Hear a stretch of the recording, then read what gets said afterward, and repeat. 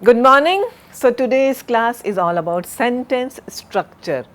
We will be looking at what are the parts of a common sentence, and we are generally talking about English, the kind of English you use in your day to day life. Okay, we are not still talking about literary kind of language. So, we must bear in mind that this class is all about English for technical communication or English for engineers. So, we are basically and essentially talking about that level of English. So, English in our academic life, English in our English for those who are into technical kind of writing, classroom writing, assignments, they have to follow certain rules in everyday communication, and we have to know what is a sentence and how a sentence is commonly generally structured. We will also learn something about direct, indirect object, and we will revise subject verb agreement. I am sure these are the things you already know, but we need to revise it for the sake of this course. Now, the various classes of words, we have already seen there are various classes of words are used to construct or create sentences. We have already seen what are those classes. Now, sentences have 5 parts: subject, verb, object, complement and adverbial. Please note, this is a very commonly misspelt word. We are talking about complement with an E. When we say this is a beautiful flower, then this is a compliment with an I, or this is a beautiful dress, this is a compliment we are paying. But here compliment is something that supports something, that goes with something else. So, there are 5 parts of in a sentence: subject, verb, object, complement and adverbial. All English language sentences have a subject and a verb. That is the minimum that you need. Of course, you can even make do with a verb like sit, that is an order, eat, that is an order, but generally we say I am writing, I am speaking, I talk, I went, I saw. So, minimum components of a sentence, and that is subject and a verb. Now, there are 5 main structures which are used to make simple sentences in English. Now, the subject and object can be a noun, pronoun or a noun phrase. You already are familiar with what are nouns, pronouns and noun phrases. Verb, as you know, is an action word, and the complement can be either an adjective or a noun phrase. Adverbial can be a prepositional phrase or an adverb. Now, let us look at the subject verb construction. It is a simple sentence and with just one subject and a verb. I walked, I drove. Okay, so here you have one subject I and you have a verb drove or walked. She saw, she is a pronoun and saw is a verb. She sings, pronoun and verb. So, this is the simplest form of a sentence, subject verb. Let us look at a noun phrase also.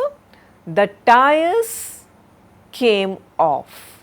Now, the tires, noun phrase, came off, this is a verb. So, here we are talking about what? Subject and verb combination. Now, let us look at subject, verb an object, and then we will move on to what is direct object and what is indirect object. These things are important, how you place words in a sentence. Very often students get confused about the order of words in a sentence. They do not know where to place what word. So, these things are necessary to understand. Now, subject verb object, subject verb object SVO is the most common and basic structure which is used in everyday English. So, I need a break. I is a subject, need is a verb, object a break. They are foreigners. They subject, are for a verb, and foreigners, who are they? Foreigners. So, object.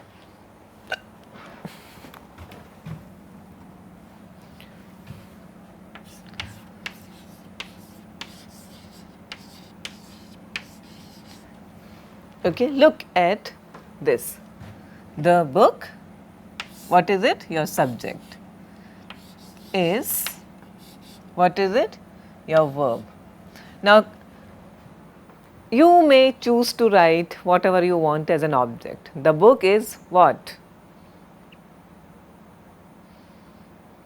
You can say, let's begin with, instead of saying the book is very interesting or boring or, yeah, let's say the book is a gift, for example. So, what is the book? Object. Okay. So, a gift becomes your object. So, the book is a gift. Now, subject verb complement. This is another structure, SVC. Now, my house is an old one. So, my house is subject, house is subject, verb is a verb, and old one. Okay, so, this is a complement. It defines, it qualifies your house.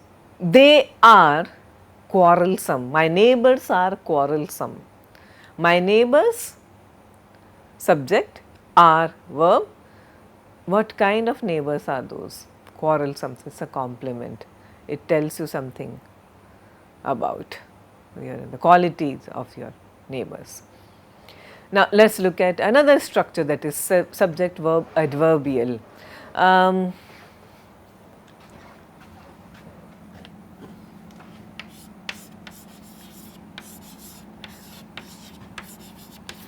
The bookshop is quite far. Now, remember what are adverbs. Now, here adverb suggests a sense of place. So, this is your verb. The bookshop, of course, is your subject, and quite far or quite near or quite close, it becomes your adverbial. Please note the spelling. So, this suggests the tea is, the water is boiling hot. So, degree of water and its heat, it becomes another kind of an adverbial. We will talk about direct indirect objects. So, consider for example, a sentence such as, my father gifted me a book. My father gifted me a book. So, my father, he is the doer, right. So, subject is always the doer. Gifted, of course, is verb. Now, what is the object, and here me or the book? My father gifted me a book. Now, how do we understand which is direct, which is indirect object? So, here is the way we understand, here is the way we infer which object is direct and which is indirect, and how do you place certain kinds of objects in a sentence. You do not say my father gifted a book me, it has to then it has to become to me. So, these are the things that we have to keep in mind. Let us look at another sentence. The boy sent a messenger to the city. The boy sent a messenger to the city. Okay. So, again you have two objects, messenger and the city. Which one is object, which one is the direct and which one is the indirect object. Now, the noun, this is the definition, the noun or the noun phrase that receives the action of the verb is the direct object. In other words, the direct object answers the question of what. What did my father give me? A book. Therefore, my father gifted me a book. Which is the direct object here? A book. And the indirect object explains the action of the verb by answering the question such as to whom or for whom. So, who did my father gift the book to? To me. So, me becomes your indirect object. So, this is, so direct object responds to the question what, indirect object responds to the question whom. Again go back to the earlier sentence, the boy sent a messenger to the city. Okay. Now, here again the city is your direct object, and who did he send to the city? The answer is indirect object, the messenger. This music gives me headache. This music is your subject, gives of course is your verb. Who does this music give headache to? Me. So, I am the indirect object, and what does it give me? A headache. So, that becomes your direct object. Now, look at this slide and try to solve these exercises, these sentences. You are supposed to put the words in the correct order. Do not take too long, it is very simple. All you have to do is place the words in the correct order and underline subject, verb, object, indirect object, direct, indirect object. Also do the complements, where are the which are the complements, where are the adverbials placed.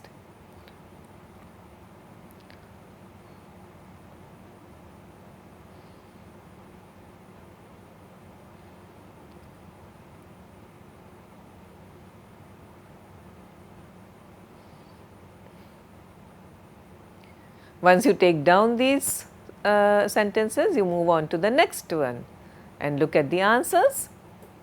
Maria is very nice. It is a compliment. I am sure you are, by now you are able to solve this. So, Maria subject is very nice. Tarun likes football. Subject, verb, object, very simple. Dev had an accident. Subject, verb, object. We move the table. Hiranya is a tall woman. Everyone sat on the floor. Ajmal's friends gave him some help. So, subject, verb, object and another object. Indirect object and direct object, that is the order. Now, let us look at a sentence like Reena gave Anu a book. So, do you know Reena is the subject here, gave is the verb, Anu is the indirect object And a book, what did she give? A book is the direct object. Likewise, Shekhar told his friends a story. Shekhar, subject, told, verb. His friends, they are to whom? It answers the question, to whom did he tell the story? His friends. And what did he tell them? A story. So, indirect and direct object. Now, look at the sentences here. Look at this slide and identify the direct and indirect objects in the following sentences.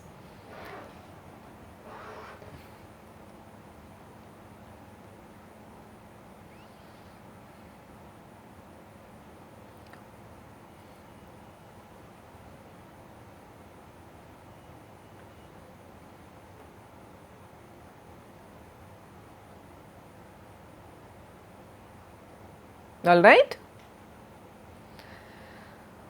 Yes. So, now we have to understand that, or you want me to solve it for you. So, he took the cat to the vet. He is the subject, took is the verb of course. The cat, who did he take and where did he take? Okay, so, he took the cat is the indirect object to the vet. So, it is the direct object. I offered the old lady a seat, I subject. So, it is SVOO, old lady indirect, a seat direct. Piyush gave the teacher his assignments, direct object is his assignments, indirect the teacher. It is raining. Yes, so it is a nice complicated sentence. I will lend you my umbrella. So, you need not worry too much about raining here, okay. Although it is a sentence in complete by itself. I will lend you my umbrella. Who am I going to lend my umbrella to? You.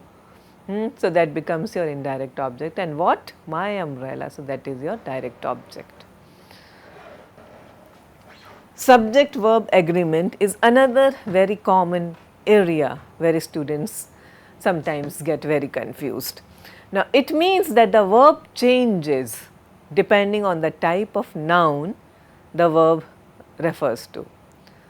So, the verb has to agree with the subject. So, that is what we mean by the term subject verb agreement. A subject, as you know, is an agent or a doer, and verb tells what someone does. I will give you an example. James Hargreaves, who was he? So, he was the inventor of the spinning jenny during the Industrial Revolution in England. So, James Hargreaves was the inventor of the spinning jenny. Now, which is the subject here? James Hargreaves, of course, and he is the inventor of the spinning jenny. He was the spinning. So, you have to use the word was. Okay. James Hargreaves, singular subject. Therefore, you need a singular verb with it.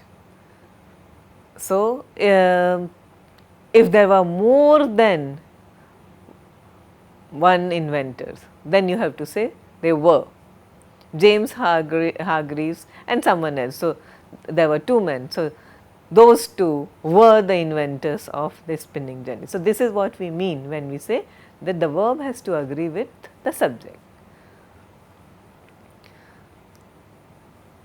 I want you to look at this particular passage. I will read out to you and let us see how subject verb agreement is happening here. A group of scientists from Indian Space Research Organization have, so you see, scientists thoroughly enjoyed Ridley Scott's forthcoming space drama The Martian. The screening on Tuesday was referring to screening, also attended by 10 members from National Aeronautics and Space Administration. The director, that is referring to Ridley Scott, sent out a message. So, this verb refers to the director, a message to the scientist. I am Ridley Scott. So, subject I, and it agrees with the verb agrees, that is am agrees with the subject in first person singular I. I am Ridley Scott, director of the movie which you are about to watch. I guess I have something in common with most of you here, and that is the love for science and space, a subject which has. So, now the agreement is between subject and verb. Subject is subject here and has is the verb. Always fascinated me, as some of you would have seen in my earlier films. So, Ridley Scott's earlier films were the Blade Runner, Aliens. So, that means he is a director who is interested in the genre of science fiction. Okay, many of us are interested in this genre. So, this is the way in our day to day communication we use, and we are careful about how verbs have to agree with the subject. Now, you look at this particular passage and identify the subject and verbs. This is your exercise for the day. Letter from Albert Einstein to President Roosevelt. I am writing to introduce Dr. L. Szilard, who proposes to submit to you certain consideration and recommendation, unusual circumstances which I shall describe further below, introduce me to take this action in spite of the fact that I do not know the substance of the considerations and recommendations which Dr. Szilard proposes to submit to you. In the summer of 1939, Dr. Szilard put before me his views concerning the potential importance of uranium for national defense. He was greatly disturbed by the potentialities involved and anxious that the United States government be advised of them as soon as possible. So, you have to now, your task is to identify the subject and verb. So, let us try to solve this exercise. I is the subject and am writing of course is the verb here, to introduce Dr. Szilard who proposes. So, again verb has to go with Dr. Szilard who in the third person singular, therefore proposes to submit to you certain consideration and recommendation, unusual circumstances which I shall describe further below, introduce me. Okay. So, introduce is a verb and it has to agree with unusual circumstances. To take this action in spite of the fact that I do not know. So, do verb, I is a subject here. And again you go down a bit and considerations and recommendations which Dr. Szilard proposes. So, proposes is a verb which agrees with Dr. Szilard. In the summer of 1939, Dr. Szilard put before. So, put becomes a past tense and it agrees with Dr. Szilard. Subject, his views concerning the potential importance of. So, you have to remember the past tense of certain words remain as such. So, put, the past tense of put is put, therefore, we do not change it. He was greatly disturbed. So, he is the subject and was is the verb, and anxious that the United States government be advised of them as soon as possible. Now, there are certain rules of subject verb agreements. When the verb is an like or, okay. Let us think of either or, neither nor, okay, that is a combination. So, the sentence agrees with the noun or pronoun which is closest to it. Let me give you an example, because we are talking about certain rules. I know that simple sentences are very easy to understand, the kind of examples that we have been doing so far, but when it gets a little more complex, what do we do? So, let us look at this sentence joined by neither nor.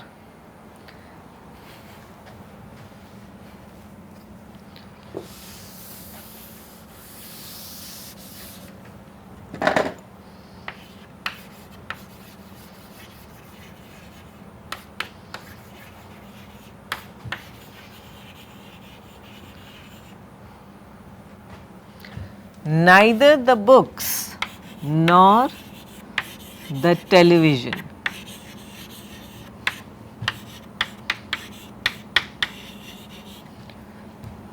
goes on the shelf.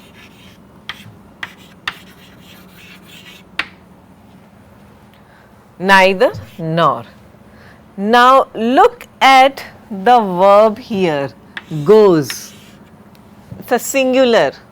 When it becomes go, it's a plural. Now here you have plural books, here you have singular television. So the verb agrees with the noun closest to it. Let us assume if books were to be kept here, then it would have become a plural verb, go. But because it is television, singular, it is goes, a singular verb. So that is the rule. The verb agrees in cases of either or, neither nor, with the noun or pronoun closest to it. Again, if one subject is singular and one plural, and the words are connected by either or, neither nor, but also again you use the verb form of the subject that is nearest to the or closest to the verb. Either the teacher or the students have misplaced the equipment. Now, because the verb is closer to the plural, that is students, not to the singular teacher. Now, come and look at these sentences and correct the following. It looked like it is going to rain. In this institute there is lots of buildings. A basketball and a tennis court is there in this house. Alvin as well as his brother is in this course. The benefits of technology is too many to list here.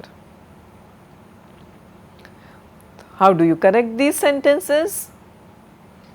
It looks like is going to rain, not it look like, because it is a singular subject. So, therefore, you have to use looks. In this institute, there are lots of buildings. Okay, it is not just one building, so that it has to be are lots of buildings. A basketball and a tennis court are there in this house, two separate things. Alvin as well as his brother are in this course. The benefits of technology are too many, benefits are too many to list here. Now, before I wind up this class for today, I want you to look at some of the words which are very commonly misspelled, okay, and this is something that you as engineers should know, and how to correct and what are the rules. So, we will be looking at rules also, but I want you to take a quick look at words that are commonly misspelled. Let us take a look which one is correct.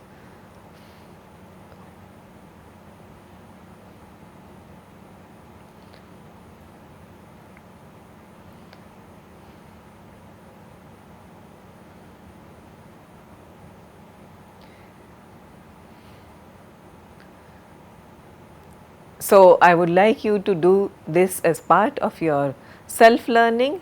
I have already suggested that you start looking up some good dictionaries. Please check which is the correct form of these very commonly misspelled words. So, thank you very much and we will meet for the next class.